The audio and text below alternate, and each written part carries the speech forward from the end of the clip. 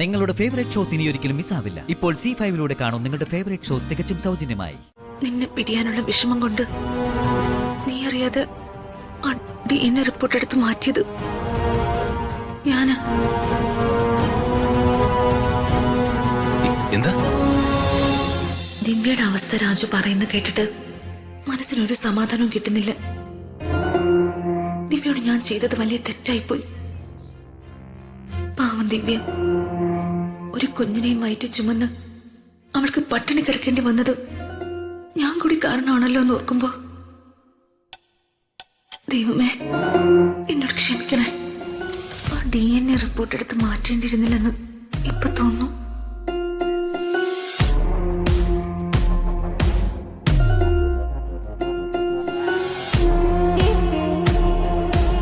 അത് ശരി, ഋതികമ്മയുടെ ഇവിടെ വന്ന് നിൽക്കായിരുന്നോ? ഞാൻ റൂമിൽ ചെന്ന് നോക്കിയപ്പോ അവിടെ ആളില്ല, കിച്ചണിൽ നോക്കിയപ്പോ അവിടെയില്ല. അല്ല, ഇവിടെ ഒറ്റയ്ക്ക് വന്നതെന്ന് ഋതികമ്മയുടെ എന്തെടുക്കുക? അത് രാജു. എന്താ ഋതിക മാഡം, എന്തു പറ്റി? രാജു, ഞാൻ ദിവ്യയുടെ കാര്യം ആലോചിക്കുകയായിരുന്നു. പാവം, ഒരുപാട് കഷ്ടപ്പെടുന്നുണ്ടല്ലേ. ദീപകിനെതിരായ ആ DNA റിപ്പോർട്ടിന്റെ കാര്യം പോലീസിലും മീഡിയയിലും അറിയിക്കരുതെന്ന് ഹോസ്പിറ്റലിൽ ഞാൻ പ്രത്യേക റിക്വസ്റ്റ് ചെയ്തിട്ടാ രഹസ്യമായി അത് അവരെന്നെ ഏൽപ്പിച്ചത്. ആ DNA റിപ്പോർട്ട് എന്റെ കയ്യിൽ ഉണ്ടായിരുന്നെങ്കിൽ ഇപ്പൊ അവൾ ഈ വീട്ടില് ദീപകിന്റെ ഭാര്യയായിട്ടുണ്ടായിരുന്നേനെ. അങ്ങനെ സംഭവിച്ചിരുന്നെങ്കിൽ ദീപകിന് പിന്നെ ഒരിക്കലും നമ്മുടെ വിവാഹം നടന്നിട്ടില്ല എന്ന് തെളിയിക്കേണ്ട ആവശ്യം വരില്ലായിരുന്നു അല്ലേ രാജു? ആ മാഡം എന്താ അങ്ങനെ പറഞ്ഞ? സത്യമല്ലേ ഞാൻ പറഞ്ഞത്? എന്റെ പിന്നാലെയുള്ള ദീപകിന്റെ ശല്യം ഇല്ലാതെയാക്കി നമ്മുടെ വിവാഹം നടന്നിട്ടില്ല എന്ന് അച്ഛനോട് പറയാനും കൂടി വേണ്ടിയല്ലേ രാജു ദിവ്യയുടെ കുഞ്ഞിന്റെ അച്ഛൻ ദീപക്കാണെന്ന് തെളിയിക്കാൻ ധൃതി കാണിച്ചത്? അത് അങ്ങനെയല്ലേ മാഡം വേണ്ടത്? എന്തോ അങ്ങനെ നടക്കാൻ പാടില്ലെന്ന് ഞാൻ ചിന്തിച്ചു പോയി രാജു. എല്ലാ അച്ഛനെ അറിയിച്ച് നിന്റെ നിഷ്കളങ്കത തെളിയിക്കാനും ദിവ്യക്ക് നീതി വാങ്ങിച്ചു കൊടുക്കാനും നീ ശ്രമിച്ചപ്പോ സത്യങ്ങളൊന്നും പുറത്തു വരാതിരിക്കാനാ ഞാൻ ആഗ്രഹിച്ചത്. ഋതിക മാഡം എന്താ പറഞ്ഞു വരുന്ന? എനിക്കിപ്പോ കുറ്റബോധം തോന്നുന്നു രാജു. നിന്നെ പിരിയാനുള്ള വിഷമം കൊണ്ട് നീ അറിയാതെ DNA റിപ്പോർട്ട് എടുത്ത് മാറ്റിയത് ഞാന്. എന്താ എന്താ പറഞ്ഞേ? സത്യ രാജു, നീ ദിവ്യയുടെ അവസ്ഥ രാവിലെ എന്നോട് പറഞ്ഞപ്പോഴാണ് എന്ത് വലിയ തെറ്റാ ഞാൻ ചെയ്തതെന്ന് എനിക്ക് മനസ്സിലായത്.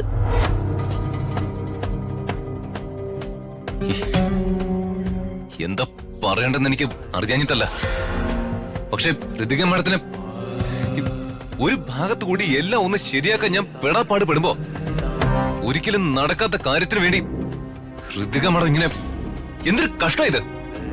പാവം ദിവ്യ ജീവിക്കാനുള്ള പ്രതീക്ഷയും ധൈര്യവും ഒക്കെ നഷ്ടപ്പെട്ട് അവള് വല്ല കടുങ്ങി ചെയ്തിരുന്നെങ്കിലോ? അതിന്റെ പാപം ഋതിക മാഡത്തെ ഈ മനുഷ്യായുസിൽ വിട്ടു പോകുന്ന ഋതിക മാഡത്തിന് തോന്നുന്നുണ്ടോ?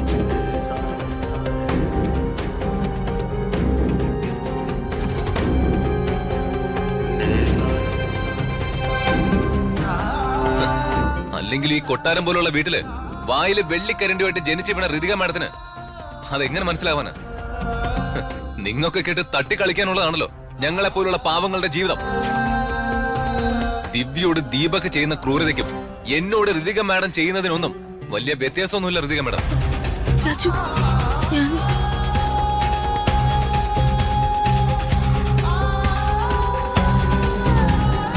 ഋതിക മാഡം ഇനി കൂടുതലൊന്നും പറയണ്ട. ആ DNA റിപ്പോർട്ട് എവിടെ? ഞാൻ റിപ്പോർട്ട് തന്ന രാജു അച്ഛനോടെല്ലാം തുറന്നു പറയില്ലേ? പിന്നെ പറയാതെ എന്നും ഇങ്ങനെ എല്ലാവരെയും പറ്റിച്ച് നുണകളുടെ മുകളിൽ നുണകൾ പറഞ്ഞ് എത്ര കാലം ഇങ്ങനെ മുന്നോട്ട് പോകാനാ മാഡത്തിന്റെ ഉദ്ദേശം?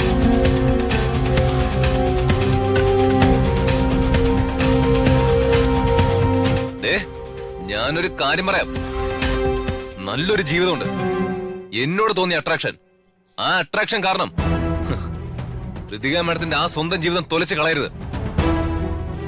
ദിശയില്ലാതെ നീങ്ങിക്കൊണ്ടിരിക്കുന്ന ഒരു തോണിയ എന്റെ ജീവിതം. മാഡത്തിനെ പോലെ ഒരാൾ ജീവിക്കേണ്ടതേ എന്റെ കൂടെയൊന്നും അല്ല. പിന്നെ ഞാൻ ആരുടെ കൂടെ ജീവിക്കണമെന്ന് തീരുമാനിക്കേണ്ടത് ഞാനല്ലേ രാജു? അതിനുള്ള പ്രായവും പക്വതയൊക്കെ എനിക്കായി.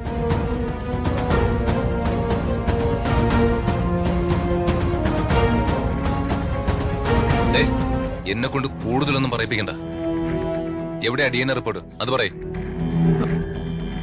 അത് ഞാൻ പറയാം, പക്ഷെ തൽക്കാലം അച്ഛനോടൊന്നും തുറന്നു പറയരുത് പ്ലീസ്. നോക്കാം. ആ റിപ്പോർട്ട് എവിടെയെന്ന് വെച്ചാലും ഒന്ന് എടുത്തു താ. റിപ്പോർട്ട് ഇവിടെ തന്നെ ഉണ്ട്. ഭദ്രമായി ഒരിടത്ത് ഞാൻ ഒളിപ്പിച്ചു വെച്ചിട്ടുണ്ട്.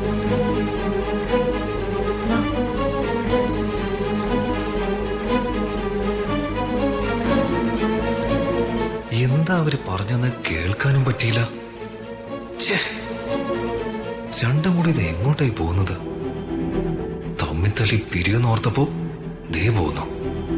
പിന്നാലെ പോയി നോക്കാം. എന്താ രണ്ടിന്റെ ഉദ്ദേശം എന്നറിയാലോ.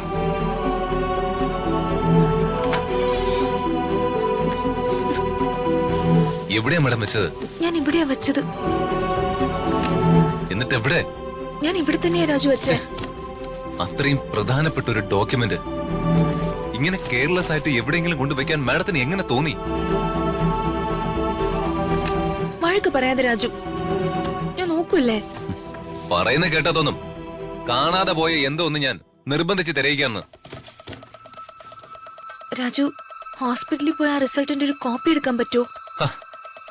അങ്ങനെ ഒരു കോപ്പി കിട്ടുമായിരുന്നെങ്കിൽ അത് ഞാൻ അന്നേ എടുക്കുമായിരുന്നില്ലേ മാഡം? DNA റിപ്പോർട്ട് ഞാൻ വച്ചെടുത്തില്ല രാജു.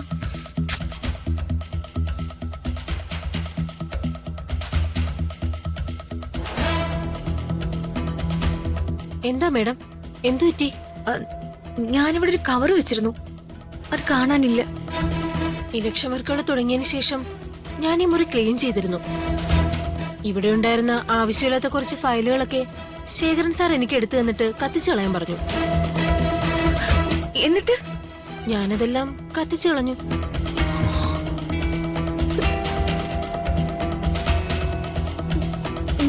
ശരി രാജു, ഞാൻ വേണ്ട രാജു.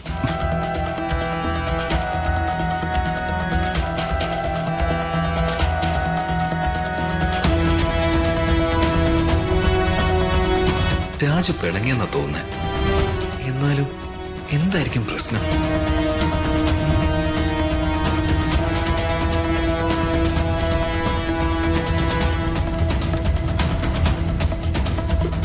അയ്യോ, കണ്ടില്ല രാജു, ആ റിപ്പോർട്ടും കത്തി തീർന്നെന്നാ തോന്നുന്നു. ഇത്രയും ഇമ്പോർട്ടന്റ് ആയ കാര്യങ്ങളൊക്കെ ഇങ്ങനെയാണോ ഋതിക മാഡം കൈകാര്യം ചെയ്യുന്നത്? കെയർലെസ് ആയി ആ റിപ്പോർട്ട് അവിടെ കൊണ്ട് വെച്ചുകൊണ്ടല്ലേ ഇങ്ങനെ സംഭവിച്ചത്?